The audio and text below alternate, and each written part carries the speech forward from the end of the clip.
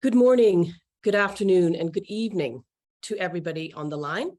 I'm Sandy Mullen, the Senior Vice President of Policy Advocacy and Communication at Vital Strategies, your host for today's VitalTalks event. Very pleased to welcome you to Deadly Sway, Harmful Industries and the Global Goals. Reaching the Sustainable Development Goals represents the best chance we have to improve health and prosperity around the world. But as many of you know, the influence of harmful corporate self-interest is hampering progress. As the 77th United Nations General Assembly comes together to affirm the health and development agenda, we must seek to curtail these corporate interests that put profit ahead of concern for the deadly health consequences of their products. Today's speakers will cover a range of topics centered on combating corporate influence on major health issues, including corporate practices in the tobacco, alcohol, and food industries that cause sickness and death and deepen disparities, and the struggle many people face to obtain healthy foods and other resources that promote health. We have a full agenda ahead of us, starting with an opening remarks from Vital Strategies President and CEO, Jose Luis Castro. Good afternoon. I'm proud to welcome you to this Vital Talks on harmful industry interference and how it impedes our progress towards the global goals. In 2015, world leaders agreed on the 17 global goals designed to build a more sustainable and just future for all. This cannot be achieved without investing in public health. Without strong public health systems, we are defenseless against the most common drivers of death and disease, a lesson that COVID-19 taught us. As a global health organization, Vital Strategies believes that every person, everywhere, should be protected by equitable and effective public health systems. Strategies must be designed not only to broaden access to treatment, but to prevent illnesses and injuries from happening in the first place. We work with partners around the world to promote measures proven to strengthen public health systems and to save lives. Our efforts cover a broad landscape, from advocating for smoke-free environments to improving air quality, promoting healthier diets, preventing overdoses, and more.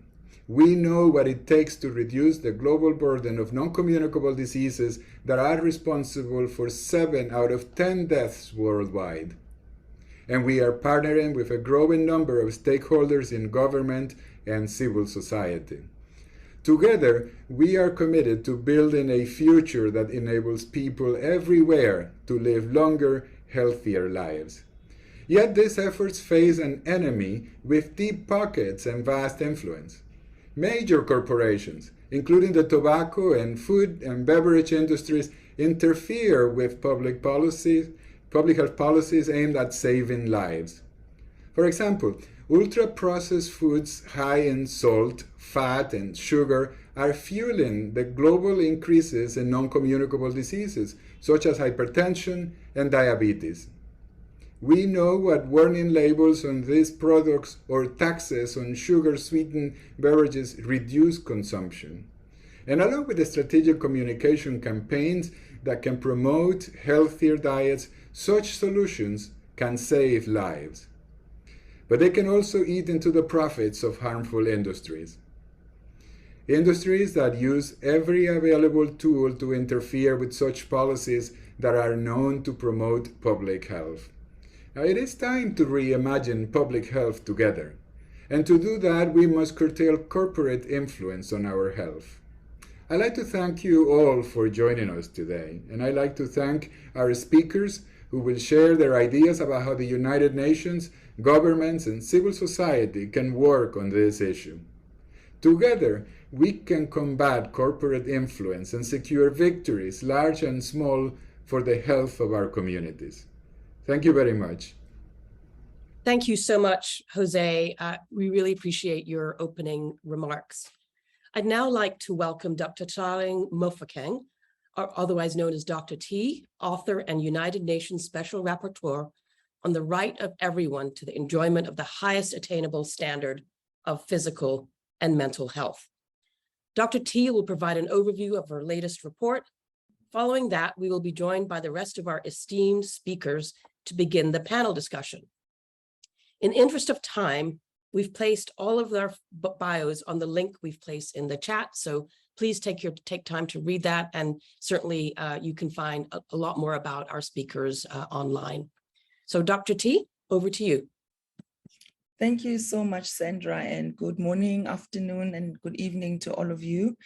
And thank you so much for this platform. And I'll go straight into the crux of what I wanted to share in terms of the right to health, it being a human right, but also being an inclusive right that doesn't just extend to the right to accessing appropriate healthcare and services, but also underlying determinants of health. And this is why in my Human Rights Council report of 2022, I presented to the Council a report that looked at violence in a non-binary approach, but also explicitly included an analysis of structural and systemic violence and the issues of industry and their role in policy, in access, but also in creating healthy environmental conditions and ultimately adequate, safe food, nutrition, and we know the issues of climate crisis as well. And I also spoke in that report about particular obligations that states have to respect the right to health, but specifically by making sure that they adopt legislation or take measures to ensure equal access to healthcare and health-related services, but also make sure that third parties do not limit people's access to health-related information and services. The other important highlight that I did in that report was to remind states that they have an obligation to fulfill and to give sufficient recognition to the right to health in national, political, and legal systems. And this is very important because states must adopt a legislative framework that can then support a national health policy with a detailed plan for realizing the right to health. And this is a challenge, right, in the context of corporate and business practices that continue to create and deepen racial disparities in health that have a range of health outcomes, including cardiovascular diseases, chronic respiratory diseases, as well as cancer. And building on the social determinants of health framework, I also think it's important to start talking about the commercial determinants of health. And this has been a really important aspect for me in analyzing as part of structural discrimination, because often we see industry players or commercial interests as if they are not bound by ethical standards or bound by human rights. For example, the global tobacco industry has deep ties with colonialism and slavery, with legacies continuing even today. For decades, tobacco companies have aggressively targeted certain populations in terms of their aggressive marketing. And in fact, I, as a special rapporteur, I have joined communications sent to approximately 7 tobacco companies and 4 governments talking about the human rights violations that have occurred in those particular countries or where those companies are headquartered. The other important element is that there are power asymmetries when you're looking at the food systems and the food industry, and the domination and the asymmetry is both within countries, but also among countries, especially in the so-called global south, where the national legislation and the capacity of those governments to hold industry and companies accountable is even less. And we know that the aggressive marketing, even in the food industry, again, is also disproportionately impacting and targeting certain communities. And so the lack of access to nutritious and affordable food options causes high rates of people who are going to eat what we now call just fast foods, but it's often related to a lack of access. A lot of indigenous communities are unable to carry on with their indigenous methods of farming and participating in the food chain supply simply because of land dispossession. But many of these communities of Black people, people of African descent, migrant communities are often living in spaces with land, air, or water pollution, which also doesn't make it conducive to having healthy, nutritious food that people can grow themselves.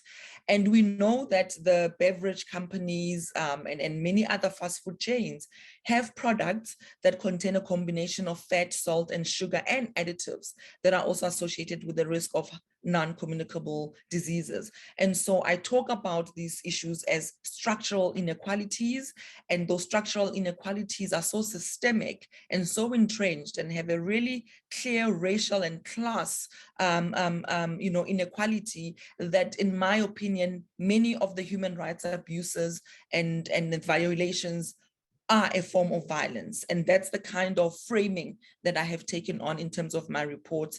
And on the 20th of October, I'll be presenting to the General Assembly a report titled Racism and the Right to Health, where I go into deeper analysis on this issue of structural inequalities related, again, specifically to the harmful ways in which industry operates outside of a human rights framework. Thank you so much.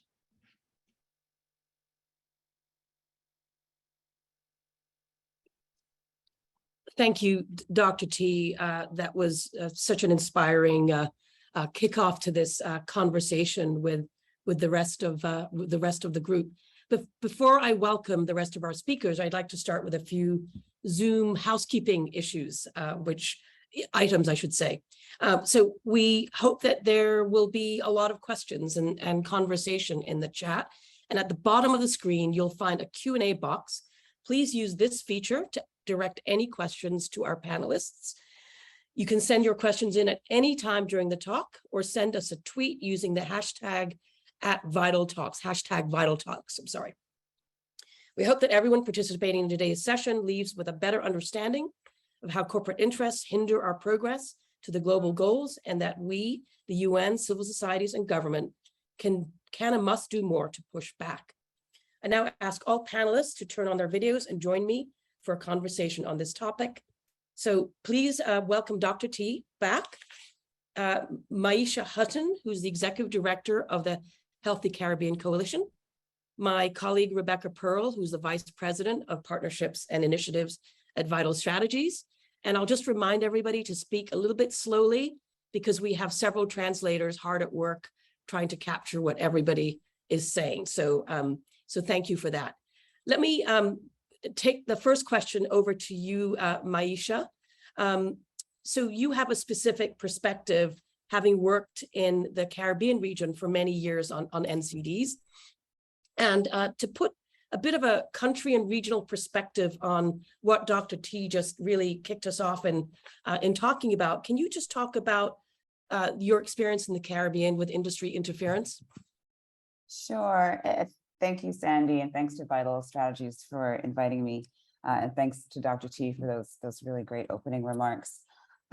So these tactics that we're referring to, they're not new. We all know the playbook.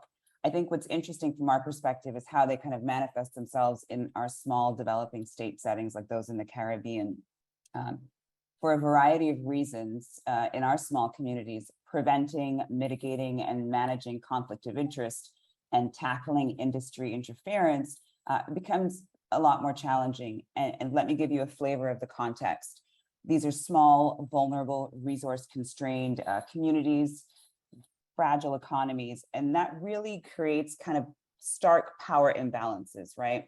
And there's an institutionalized, high-level private sector access to policymakers, and this disproportionate access really deepens those power imbalances, and it hampers the ability of public health to reach policymakers and impact decision-making.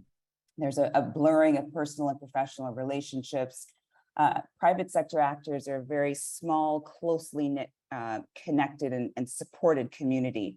And there's a mixture of good and bad guys, right? We have a mix of incompatible and compatible actors really these kind of heterogeneous entities which simultaneously are producing, distributing, marketing, et cetera, health harming, health supporting, and health neutral products, which really makes it difficult to draw red lines and define rules of engagement. And so some of the strategies within this context that we see the private sector deploying are, building public and policymaker relationships and building favor, right? And we've seen this particularly acute over the course of the COVID pandemic, where the private sector really filled this gap and created this favor with the public.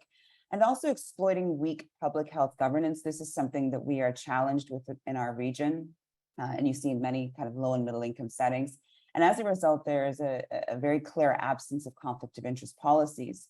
And the access that I referred to earlier that the private sector has to senior decision makers is really with very little transparency. So meetings behind the scenes where there's no access to minutes. And we also have weak or absent access to information regulation, which makes it difficult to know what's happening behind closed doors. And then there's almost like an institutionalized and cultural bias towards multi-sectorality, but in a very unregulated way. And recent consultations around front-of-package nutrition warning labeling standards in CARICOM really highlighted this lack of transparency and this unregulated multi-sectorality. And so, for example, we saw a real frustrating of the consultative process, a questioning and delegitimizing of regional research, and public health authorities and the normative role that they play, generating conflicted science, which is something that we've seen way back with tobacco. And the Ssb tax, which I'll talk a little bit about later, we also saw a real kind of mobilization of the private sector in opposition to the tax, using the usual tactics, letters to government, letters to the media. And those types of tactics are particularly effective in small communities where people know the faces that they're seeing. And then infiltrating public health coalitions. So these are just some examples. I hope I've given you kind of a flavor of the complexities that we face in our setting. Thanks, Maisha. Love the granularity with which you gave examples, and maybe at some stage you might be able to offer some advice to this issue of this blurring of personal and professional relationships and the ways in which corporate interests kind of can barge in to ministers of finance and health's offices and provide their perspective. So I'd love, maybe we can get some advice on how to deal with that very, I think, a prevalent issue. But let me turn it over to Rebecca, and again, with a reminder to slow down a little bit to everybody. I know everybody's a fast speaker, including myself, but just remember. So Rebecca, you've done a tremendous amount of work over decades, specifically on tobacco, but certainly now working in other areas of NCDs, alcohol, and other areas as well, and have done a lot of great work. So can you just maybe talk about the best buys of it? We hear this rubric all the time coming out of the UN, and I think maybe lots of people on this call might be very familiar with what they are, but maybe you could talk about how they're trying to drive a stopping or stoppage to industry meddling in areas that affect the bottom line, and what we think we can achieve with this best buy concept. Yep, absolutely. Thank you, Sandy. Delighted to be on the panel. So yes, as Sandy mentioned, maybe many of you know what they are, but for those who aren't versed in them, the best buys are their WHO policies that are relatively easy for governments to implement, and they offer a strong return for their effort and money. And best buys try to get at those root causes or drivers of non-communicable diseases. They're critical to attaining SDGs on health and really other SDG goals too. So best buys include policies that limit unhealthy commodities, like advertising restrictions, say on alcohol, or as some have mentioned, taxes on tobacco products, or clear labels on ultra-processed foods. So I think among the ways we can strengthen these best buys is not to fall or capitulate to what industry is asking for. So an example, industry prefers and pushes for voluntary guidelines to protect children, say, from those advertisements that appear during cartoons that children love, or on food packages that lure children. But if you really examine the industry solutions, what you discover is they're not based in strong, effective regulation or policy. They're not best buys. They're not laid out in WHO technical packages such as Empower and Safer. They're not taxes. They're not limiting availability. Rather, in fact, they're just delaying tactics. And that's why we need to make sure that these industries are not part of the policy, at the policy table when things like best buys are being created. And they're live now. So this is an important piece. Yeah, thanks, Rebecca. And again, perhaps before we conclude today's discussion, hearing about how we make sure they're not at the policymaking table, because I think we all agree that that's important, but it's very difficult, particularly in limited resource settings, to mount that kind of intervention or, again, making that prevention happen.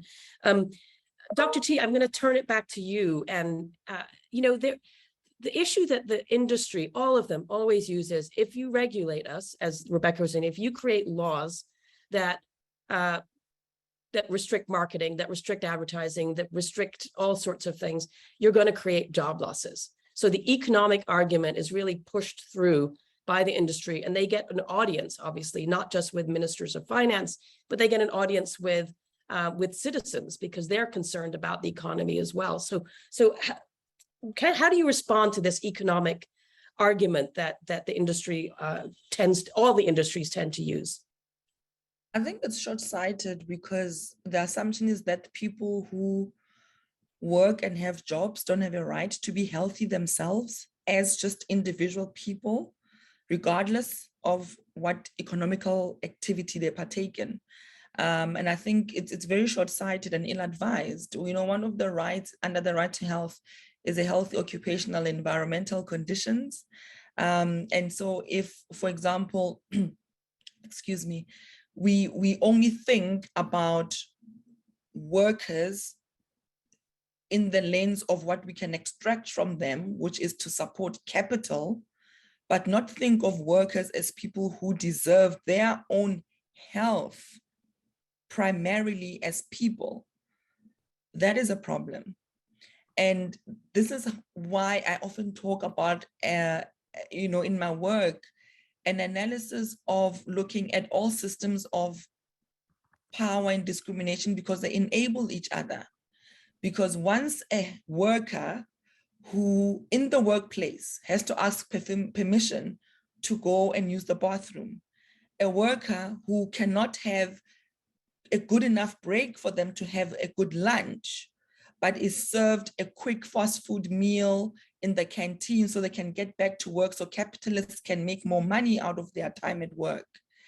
People are exhausted, people develop non-communicable diseases, and they get replaced from those various jobs the day they fall down dead. So it's a lie that they care about workers and they care about the economy and that they care about job losses. We need to start thinking about a long-term sustainable future. And the word sustainable there is important because often we talk about sustainable infrastructure, sustainable economy, sustainable financial models. Who's talking about sustainable bodies and sustainable humans? And this is the conversation we ought to be having, to say whether or not I am someone who's old enough to be earning a living and participating in the economy, or I'm a child who requires good nutrition in order for my brain to cognitively develop so I can then get a good education and perform well in school so I can have this world open for me to choose where I want to start. All of those things are connected.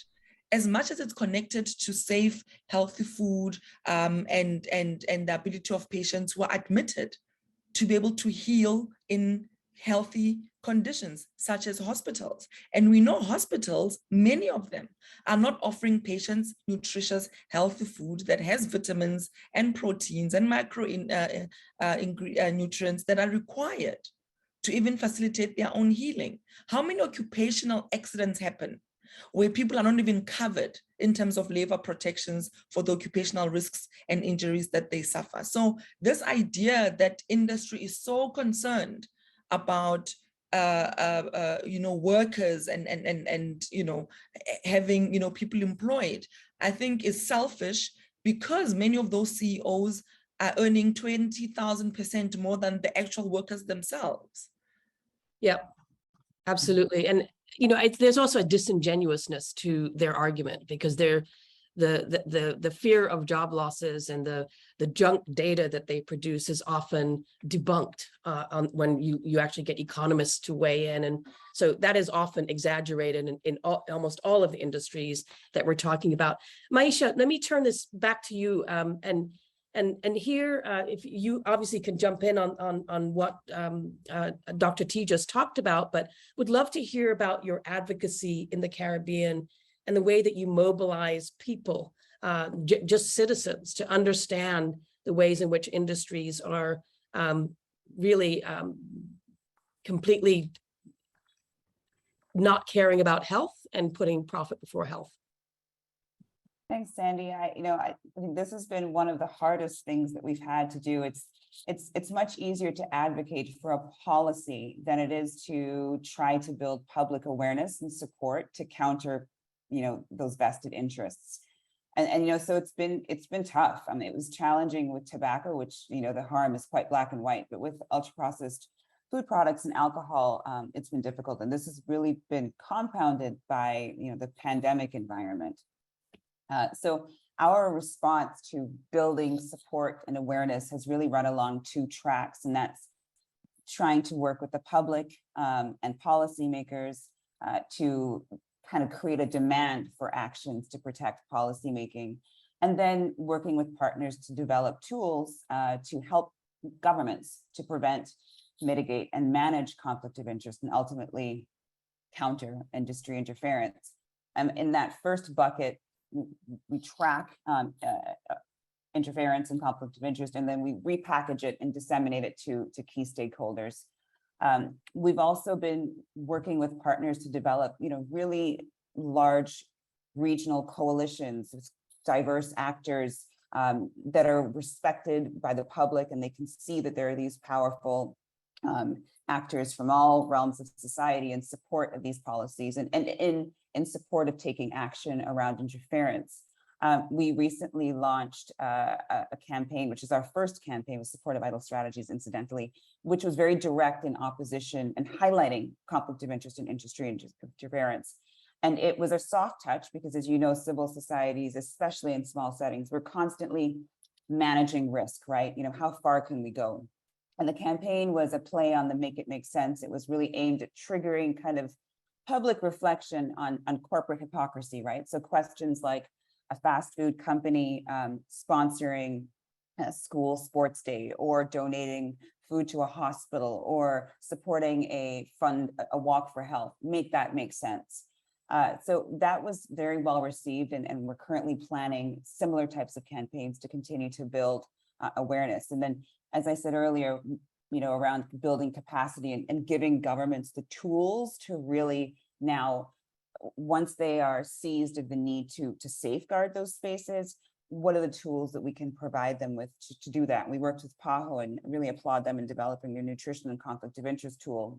And we're currently working with them to adapt that in our setting. Governments, they really need these tools, especially in resource limited settings where issues of power and equity, really frustrate their ability to stand up to powerful economic actors. Yeah, and anyone can feel free to jump in on what Maisha just discussed. And Rebecca, I would love to ask you, perhaps you could give folks a real specific sense of how the industry does this interference. Like I think both Dr. T and Maisha mentioned some great examples, but maybe you could talk a little bit more about what that really looks like, having been studying this yourself for many years. Yeah. Yes. So I love this question.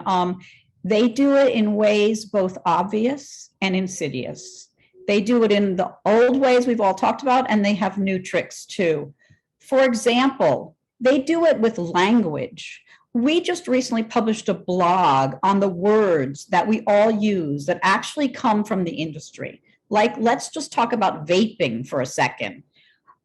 They have created this term and we're all using it, but vaping makes it sound like these new products are just water vapor, which is not at all true. So with our language, we just did a blog that look at language. They do it with their lobbying, obviously. They do it with donations, as Dr. T said, for hunger. They do it with donations to beloved arts organizations so that they'll have, they'll have some sort of prestige. Even at the UN, they're giving money under the guise of corporate social responsibility. They do it with front groups like grocers who want better signage in low resource settings. They do it through influencers on social media. This is their latest trick. And they do it to the point, they do the advertising to the point where it comes to, let's say with alcohol, we are all convinced that we can't say watch a football game without a drink in our hand. Many of us, how did they get here? Why is it that you say, hey, let's go have a drink? And that means let's go drink alcohol. They've really got us all, kind of using their language. So to speak of the SDGs for a minute, just to pull it out, Vital and our partnership STOP and also our partners Movendi have excellent documents on their websites that show how tobacco and alcohol affect every SDG, how they affect progress in every area. And I've seen this myself. And Dr. T mentioned this, like alcohol use is at times linked to violence against women. So here's an SDG we're trying to deal with, and they have a role.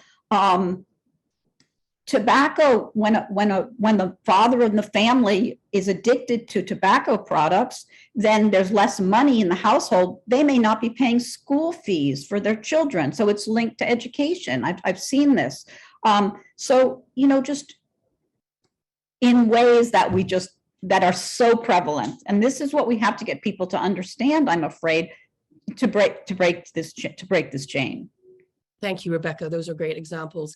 I'm going to kick this question out to whoever wants to respond. And, we've heard about all of this very difficult road ahead in terms of dealing with the industry and its interference, or all of the various industries and their interference.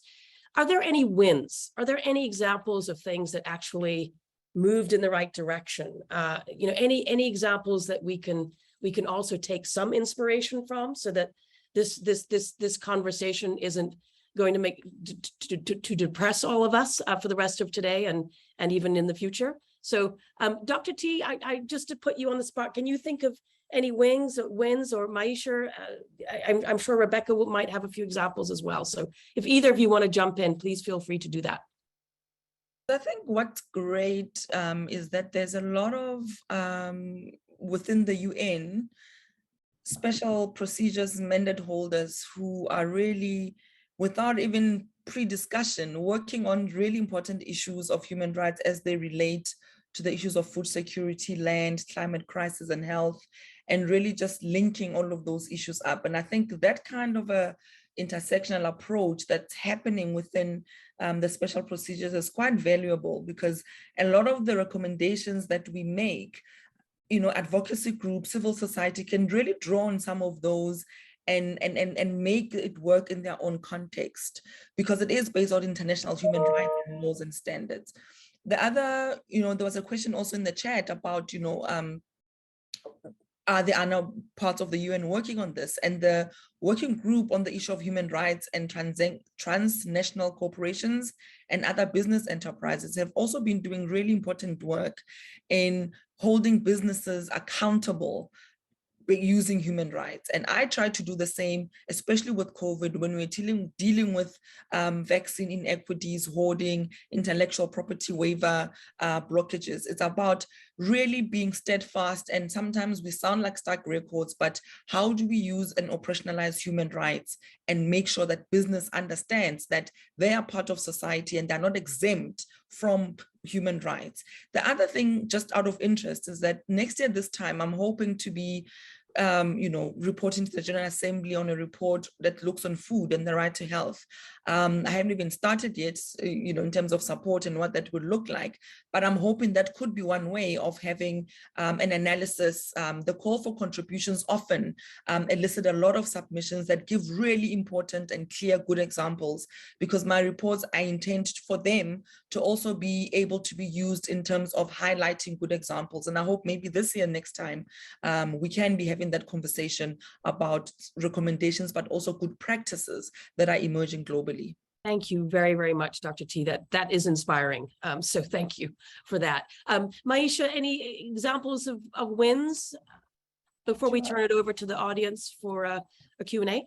Sure. I think, we've seen progress in the Caribbean around policies to regulate the sale of Ssbs in schools, but what stands out recently is an increase in the tax on Ssbs in Barbados. And that was really a result of many years of kind of coordinated pressure, external investments in CSOs to build their capacity to advocate very effectively for these policies, which ultimately created political space, right, to push ahead with the increase. Even in the face of very heavy opposition from the beverage sector, there was real kind of political will and fortitude from the Ministry of Health, the Ministry of Finance, right up to the Prime Minister's office. And ultimately, that's really what you need to kind of break through that corporate pressure, is that political leadership. And this, we've seen that back in 2015, actually. Small quick story, the Prime Minister then publicly shared that one of the largest global beverage manufacturers visited the island and said, hey, why don't you, if you do not proceed with this tax, and at that time, Barbados was one of 10 countries that had a tax. It was very early on. If you don't proceed with the tax, we will cover other costs, typical kind of sell. And the Prime Minister then said, thanks, but no thanks. So, real leadership, but the civil society support, someone asked in one of the questions, how do you build support when you have such powerful actors on the other side? We've really benefited from external assistance to CSOs to help to create that ecosystem, which allows leaders to push through and implement policies such as the increase in the tax.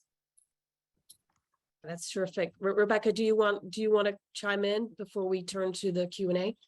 Or I'll just say briefly that through the Bloomberg Initiative to reduce tobacco control, the partners have been part of national comprehensive wins where governments really have done the right thing in Senegal, in Turkey, in Mexico, and in Ukraine recently, despite the war. So there are governments out there who really are siding with people, not profits. So I'm very pleased with that. Great, thank you, Rebecca. And so now we're going to turn to the Q&A, and I'm going to try to abbreviate the question a bit. This question is about, given those constraints that have been already talked about, certainly by Dr. T and Maisha, in terms of the settings that they work in, how do you distinguish or differentiate from good and bad private actors? Presuming that not all private actors are necessarily bad, but how do you make that distinction? So who'd like to take that? I can start very quickly. Well, I'll speak slowly.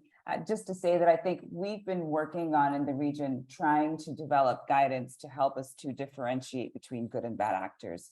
And as I mentioned earlier, it's very difficult in our setting where you have operators who you can't put into the bucket of, they are only producing health harming products. So working on algorithms with, which allow us to then say, well, is their predominant product a product which is health harming?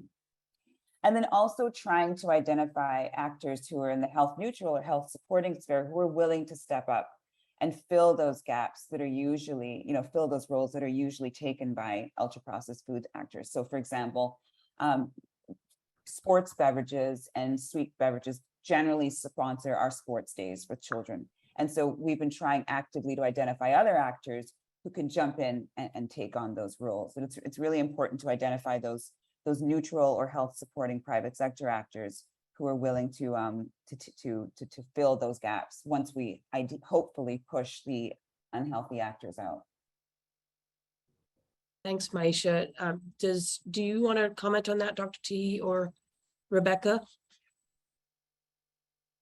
No, just a question back. For me, it's, is there good or bad capitalism?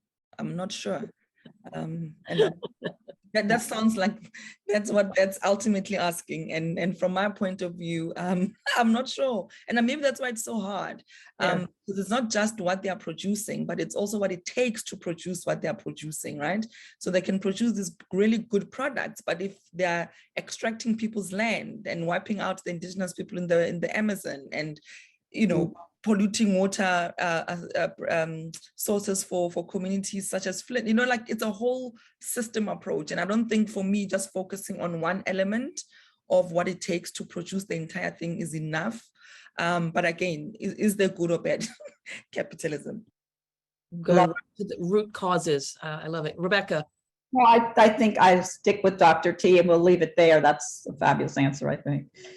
Okay, great. Thank you so much. So another question that's come in through the chat is, how do you build public support for the best buys that were mentioned when, again, these corporations, these actors have the loudest voices? And Rebecca, how about we have you kick this response off? Right. So I think, it just comes down to educating people, I think, educating both the, people and also governments to why these things will save them money, make their populations healthier, relatively easy to implement, and have evidence behind them. So in some ways it's kind of simple, but then there's a lot of pushback. So I think to me, it's really about educating people and letting them understand and see what's going on with these unhealthy commodities, and reversing things a little bit. Let's look for common goods for governments. Let's do things that will benefit the societies in all the ways Dr. T is talking about, not destroy our environment, which tobacco has a good hand in, not make people sick with non-communicable diseases, which the ultra-processed food industry has a good hand in. Yeah, and I bet Maisha wants to add to that, given both the education and the pressure that is required at the same time in that sort of ecosystem that you talked about before. Yeah, there's really no short answer for this. It's extremely tough. We've found in the Caribbean that where we've had the benefit, and I mentioned it a moment ago, of having support to really allow civil societies to kind of counter and match, as best we can, that the kind of communication engines that these entities have through mass media campaigns and building the advocacy capacity to really, advocacy is skill intense. It's a very intensive skill, and it really takes a lot of time and resources. And these are civil society actors that for the most part are depending upon service delivery to pay their bills. So they don't have time to advocate. So we really need investment in civil society to be able to match these giants. And then I think we have to be creative, and building coalitions we've found is to be the most effective. It's been the most effective in really creating a loud voice and creating a safe space for individuals to speak out in favor of policies and against those actors in the private sector who are opposing the policies, because you have the cover and protection of this wide coalition. And that's been really effective for us. Yes, and even in some cases where it's hard to pull an actual coalition together, creating the appearance of a very large and robust coalition with a very strong voice as the spokesperson for that coalition. But really great tips there. I'm going to put another question out to all of you. And this is about the Corporate Social Responsibility Index, which has been used by some health advocates to assess and rate the intent and action of industry. How useful is that? Is that something is that a tool that we should have in our toolkit? Any thoughts? I'll just say, I think it is useful, but I think it has to be very broad. So one organization, for instance, can be very good in one area and not so good in others. So I think you have to be looking, as Dr. T kind of has led us to think about, the whole gamut of the SDGs and all the areas. Are they good on human rights? Are they good on women's issues? Are they good on health? Or, because it's a large index there. Yeah. And any other thoughts on the CSR index? We can go to the next question. Go ahead, Dr. T. Okay, no, sorry. I am not familiar with the current stats, but I do know that a lot of corporates report doing well and doing good based on these initiatives, which are in many areas 1 day in a year where they paint a school building or they donate some few stuff, and then it's business as usual. For me, it's how is CSR linked to future sustainable change? And sort of what Rebecca was saying before about all of the ways in which they appear to be doing good, but really and truly it's a cover for going back to business as usual. So I think what we're going to take one more question, and I would like to end on a positive note. So thank you for this question. But this question, and you kind of alluded to this before when you talked about the tax that you were able to win in Barbados, but can you share a positive experience working with parliamentarians, since they're obviously instrumental in getting good legislation passed? So who'd like to take that one first? Dr. T. Since you're smiling, I'm going to hand it over to you. No, I'm just smiling at how of my own experiences, but they're not directly related to food. But I know South Africa, for example, we had a minister of health who was very determined to deal with the issue of tobacco. And of course, she wasn't the popular minister at the time, and she successfully actually managed to get a good work through Parliament, the National Assembly, to pass particular laws around advertising. It helped that she was an obstetrician, so her angle was always maternal and fetal health. And of course, then the issues of climate, were peaking, and that kind of helped. I think that is a good experience that I can think immediately. And that was in South Africa around tobacco, struggling a little bit with food. But what has happened in the recent years, I think maybe in the last 4 years even, is that there has been not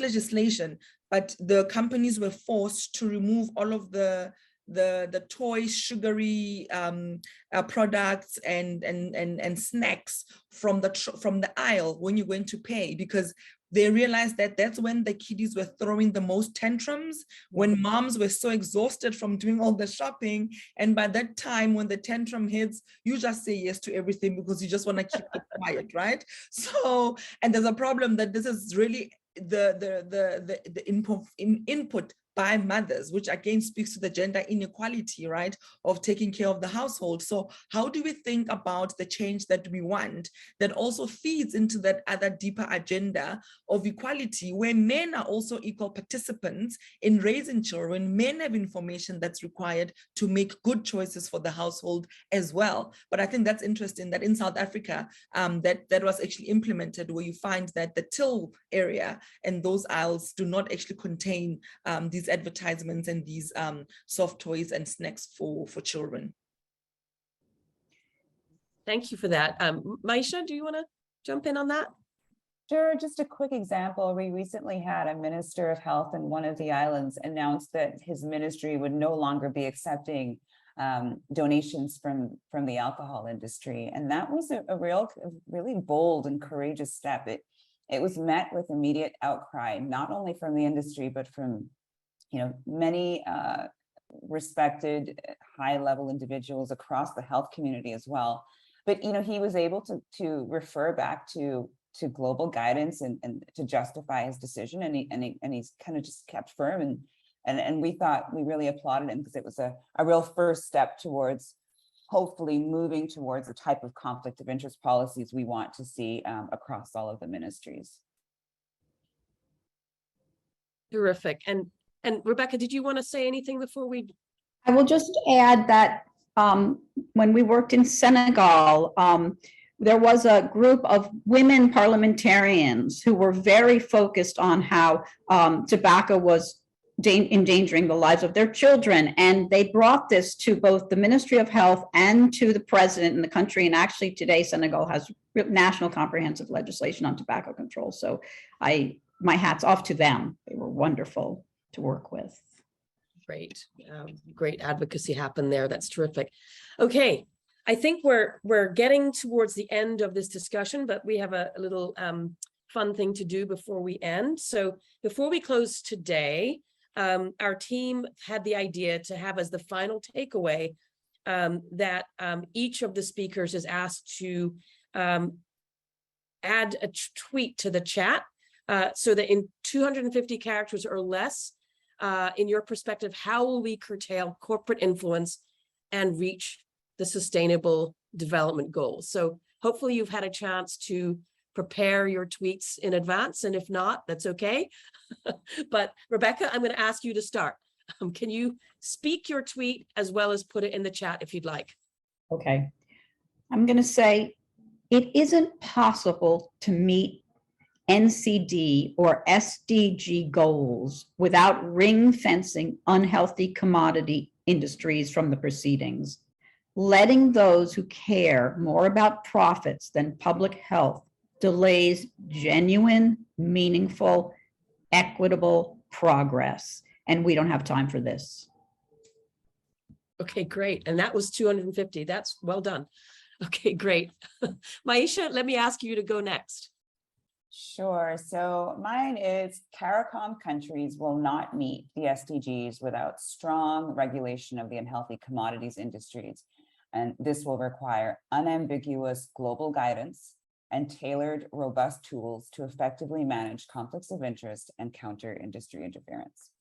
Excellent. And we'll be sending these tweets around. And Rebecca, sorry, Dr. T, can you go next? Yes, I can. It may not be 250, but I'll try. Human rights are not an optional extra for corporations and industry, and any interference or human rights violations must be held accountable. Meaningful participation by communities most impacted is key. Excellent. We hope that this discussion and your tweets will ignite even further conversation and keen interest and moreover advocacy for the things that we talked about today. So first, apologies for not being able to get to all the questions, but thank you all for your engagement with this discussion. I'd like, of course, to thank all of our speakers for the time they took and for, moreover, their deep commitment to these issues, which I know that many of you have been working on for many, many years. And thank you to all the audience members for your participation. For those of you who can, tomorrow at 11 o'clock in the morning, yes, Eastern time, we'll be hosting a discussion as part of our Public Health Power Hour, live on Twitter Spaces on the topic, does the UNGA even matter? So that's a provocative title, and hopefully you'll want to join in. To learn more, please follow us at VitalStrat on Twitter, and to watch a recording of this Vital Talks or to learn more about our organization, please visit vitalstrategies.org. And please follow us on social media, of course.